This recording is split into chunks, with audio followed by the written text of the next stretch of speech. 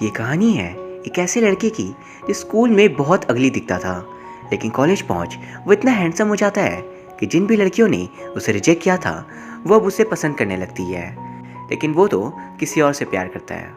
सो hey everyone, welcome back. हाजिर हूँ आपके लिए लेकर एक amazing love story based movie की एक्सप्लेनेशन जिसका नाम है love the way you are. Film की शुरुआत में हम जाओ नाम की लड़की से मिलते हैं जो बचपन से ही टॉम बॉयज थी, बहुत ही करेजियस और बहुत ही काइंड हार्टेड। वो हमेशा अपने मन की ही करती थी और तो और पढ़ाई से दूर दूर तक उसका कोई रिश्ता नाता नहीं था। क्लास में भी हमेशा वो सो जाया करती थी एंड उसकी मॉम उसे हर समय एक ही बात बोला करती, जाओ जाकर पढ़ाई करो, लेकिन वो कभी नहीं सुनती। वही दूसरी तरफ अब हमें फैंग को दिखाया जाता है जो जाओ का पड़ोसी था। वो पढ़ाई में सबसे इंटेलिजेंट था, इवन वो हमेशा टीचर्स की नज़र में अच्छा रहता, लेकिन पढ़ाई के अलावा वो किसी भी और चीज़ में पैशनेट नहीं होता। एंड ये देख जाओ की मॉम उससे हमेशा कहती थी फैंग से कुछ सीखो, एंड ये बात जाओ को बिल्कुल पसंद नहीं थी। वहीं एक दिन जाओ की मदर उससे कह रही थी, आज से हर रोज़ तुम भी रात को तब तक पढ़ोगी जब तक फैंग करता है। वो अपनी लाइट जब तक ऑफ नहीं करता तुम्हें भी सोने नहीं मिलेगा। एंड जाओ को ना चाहते हुए भी ऐसा करना पड़ा था, पर इन सब से वो परेशान हो चुकी थी। एंड एक सुबह वो चाकू लेकर चाहती है उसे वार्निंग देने, लेकिन तभी वो मुड़कर उसे देखता है एंड जाओ डर कर उसे एक एप्पल देकर चली जाती है। और अब क्योंकि वो डायरेक्टली उसे कुछ भी नहीं बोल सकती, इसलिए वो एक प्लान बना रही थी। उसने 2 लव लेटर्स लिखे थे, एक फैंग की तरफ से क्लास की सबसे सुंदर लड़की र्यूटिंग को और एक र्यूटिंग की तरफ से फैंग को, ताकि वो दोनों अनजाने में एक दूसरे के साथ बिजी हो जाए और वो बच जाए। एंड किस्मत से बिल्कुल ऐसा ही होता है। फैंग और र्यूटिंग साथ में स्कूल में पढ़ने लगते हैं और इस कारण फैंग ने देर रात तक पढ़ना छोड़ दिया था। और फिर कुछ दिनों तक तो ऐसा ही चलता रहा और ये देख जाओ बहुत खुश थी। लेकिन फिर एक दिन फैंग दोबारा से रात के वक्त पढ़ना शुरू कर देता है और जाओ को भी पढ़ना पड़ रहा था, पर ये देख वो सोचती है आखिर र्यूटिंग और उसके बीच हुआ क्या। और फिर कुछ दिनों बाद ये खबर सामने आई थी कि र्यूटिंग ने दूसरे स्कूल में एडमिशन ले लिया है, इसलिए वो दोनों अलग हो गए। भाई जाओ अब पढ़ते पढ़ते थक चुकी थी, पर वो क्या ही कर सकती है। एंड ऐसे ही उनकी स्कूल लाइफ ख़त्म हो जाती है। एंड अब उन सभी ने यूनिवर्सिटी ज्वाइन कर लिया था और जो जाओ का पास तक होने का चांस नहीं होता वो भी पास कर जाती है, सिर्फ फैंग और अपनी मॉम के कारण। लेकिन दूसरी तरफ फैंग जो टॉपर था उसे ज़्यादा अच्छे नंबर नहीं मिलते और इस वजह से जाओ और फैंग की एक ही यूनिवर्सिटी पे एडमिशन हुई थी, even same department animal husbandry, यानी जहाँ जानवरों के ऊपर रिसर्च होती है।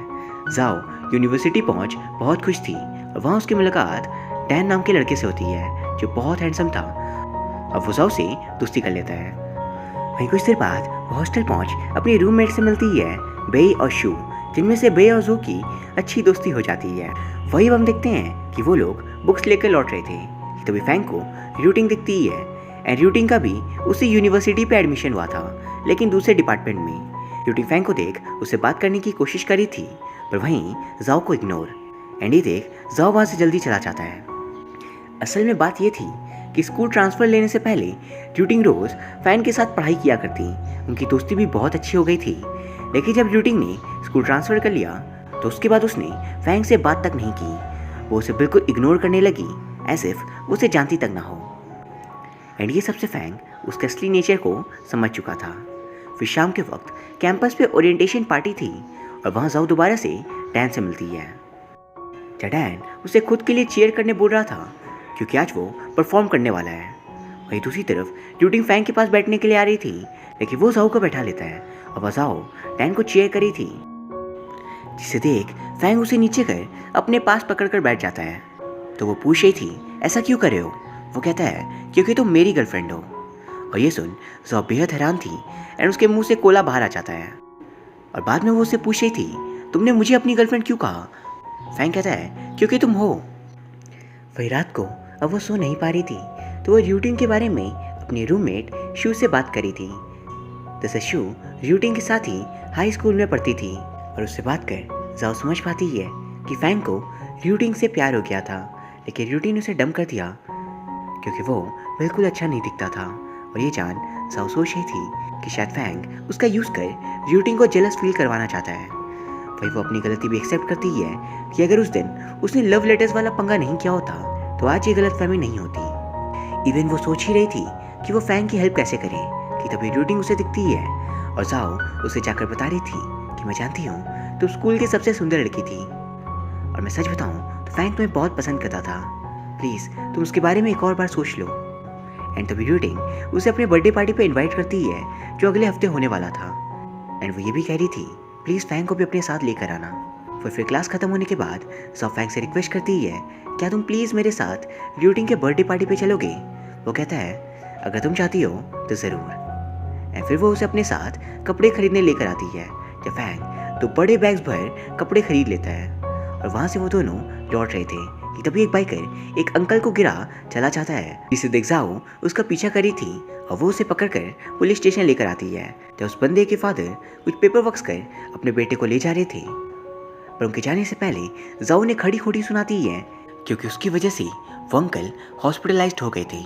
फिर फैंग जाओ को अपने साथ लेकर जाता है जहाँ वो रहता था, क्योंकि कैंपस का गेट इतनी रात गए बंद हो चुका था तो जाओ कहाँ रहती। वहीं अगले दिन वो दोनों क्लास में दिखते हैं कि उस बाइक वाले के फादर ही उनके नए टीचर थे, और ये देख वो दोनों डर गए थे कि अब उनके साथ होगा क्या। पर फिर टीचर उन सभी को रैबिट्स को रेस करने का काम सौंपते हैं जहाँ सभी को रैबिट्स के ऊपर बायोडाटा इकट्ठा करनी थी।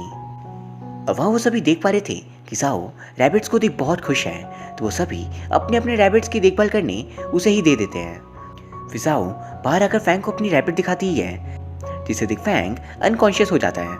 एंड कुछ देर में होश में आने के बाद हमें पता चलता है कि फैंग जब बच्चा था तो उसके पास एक पेट मुर्गा था और वो उसके साथ बहुत खेला करता। लेकिन एक दिन वो अपने स्कूल से वापस आकर देखता है तो उसके पेट का लंच बन चुका था एंड उसके फर साइड में रखे हुए थे, जिन्हें देख उस दिन फैंग के मन में फर वाले एनिमल्स के प्रति एक डर बैठ गया था। वही हम देखते हैं कि जाओ को शू से पता चलता है कि कल वाली पार्टी बहुत शानदार होगी और र्यूटिंग उस लड़के के साथ डांस करेगी जो सबसे अच्छा दिखेगा। एंड ये जान जाओ शाम को फैंग को डांस सिखा रही थी, पर वो सीखना नहीं चाहता, खासकर पार्टी के लिए तो बिल्कुल भी नहीं। लेकिन जाओ के रिक्वेस्ट को वो मना नहीं कर पाता एंड जाओ के साथ डांस करता हुआ वो बहुत खुश लग रहा था। फिर अगले दिन जाओ पार्टी से पहले ही पहुंच जाती है जब वो र्यूटिंग से रिक्वेस्ट करी थी कि प्लीज़ आज अपना डांस तुम फैंग के साथ ही करना। फिर जब वो साइड में खड़ी थी तो डैन उससे बात करने आया था, लेकिन तभी अचानक फैंग पार्टी पे एंटर करता है और सभी की नज़रें उस पर ही थी क्योंकि वो बिल्कुल चेंज लग रहा था। इवन उसे देख र्यूटिंग भी बहुत इम्प्रेस थी। वहीं दूसरी तरफ जाओ की दोस्त उसे दिखाती है देखो एक बंदा है जो डैन से भी ज़्यादा हैंडसम है, और जाओ को यकीन ही नहीं होता कि ये फैंग था। फिर र्यूटिंग फैंग से डांस करने के लिए पूछ रही थी, पर वो इनकार करता है क्योंकि आज वो अपनी लाइफ का पहला डांस अपनी गर्लफ्रेंड के साथ करना चाहता है जाओ। एंड फिर वो दोनों डांस कर रहे थे जहाँ जाओ नशे में थी, पर तभी वो पूछती है तुम मेरे साथ डांस क्यों कर रहे हो, तुम्हें तो र्यूटिंग पसंद है।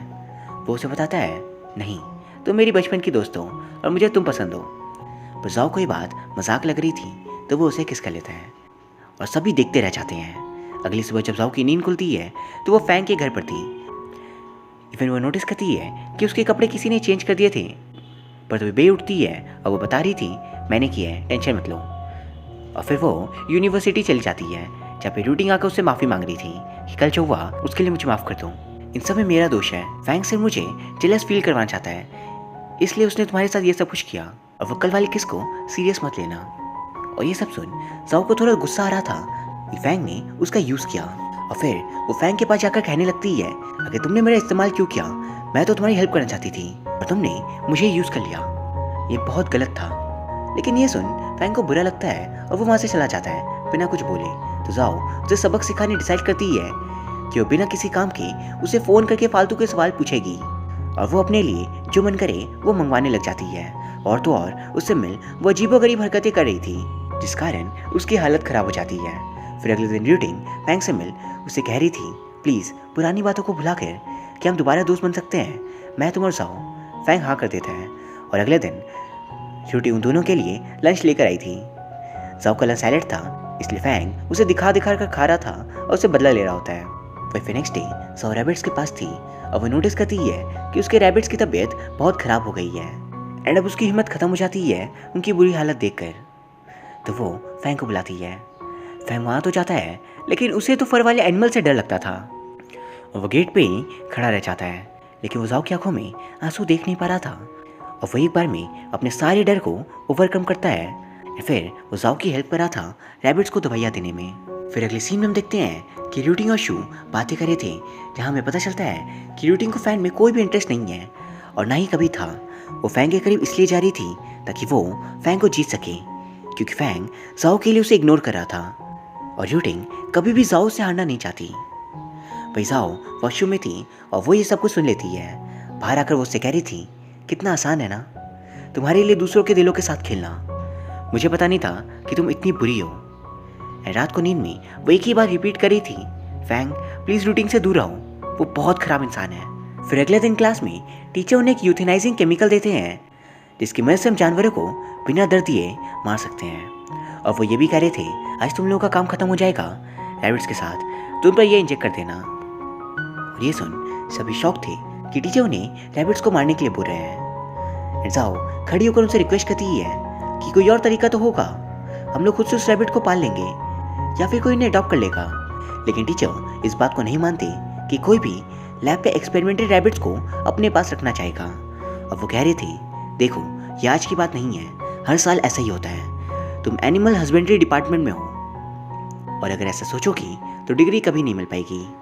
लेकिन जाओ उनसे दोबारा रिक्वेस्ट करी थी तो वो लाइफ साइंसेस डिपार्टमेंट के स्टूडेंट से पूछते हैं, अगर तुम लोगों में से एक भी इसके साथ हो तो फिर उन एनिमल्स की जान बच सकती है। लेकिन कोई भी खड़ा नहीं होता। पर तभी र्यूटिंग जाओ का साथ देने के लिए खड़ी हो जाती है और सबके जाने के बाद जाओ र्यूटिंग पे चिल्लाने वाली थी, क्योंकि यहाँ भी र्यूटिंग का कोई इविल मोटिव होगा।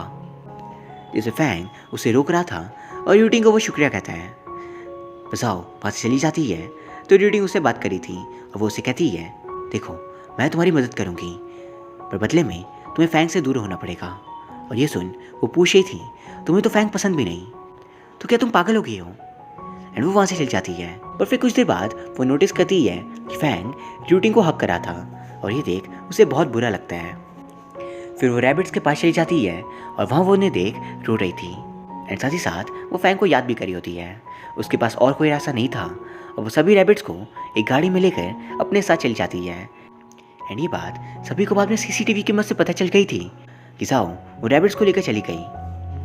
एंड फैंग ये देख तुरंत ट्रेन पकड़ता है और अपने टाउन के लिए निकल जाता है।